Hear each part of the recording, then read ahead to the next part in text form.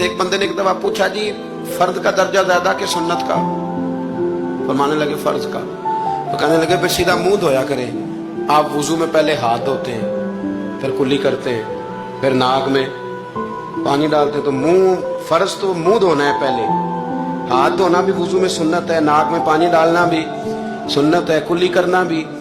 तो आपने तो पहले 3 सुन्नतें अदा की, फिर वुजू। फरमाने लगे ठीक तुमने कहा है, पर तुम पता नहीं ना तुम्हें कि ये मेरे रसूलुल्लाह की सुन्नत की बरकत कितनी है। शरीयत हुक्म देती है कि पानी मोतदिल होना चाहिए वुजू करने के लिए, ना ज्यादा ठंडा हो ना ज्यादा गर्म हो। ज्यादा गर्म हो तो मुंह जल जाता है। और शरीयत हुक्म देती है कि पानी बद जायका नहीं होना चाहिए, और हुक्म देती है कि बदबू वाला नहीं होना चाहिए। फरमाया इसलिए हमारे नबी ने पहले हमें 3 सुन्नतें दी कि टूटी के नीचे ना हाथ करके देख लो पानी ज्यादा गर्म तो नहीं, और कहीं मुंह ना जला लेना।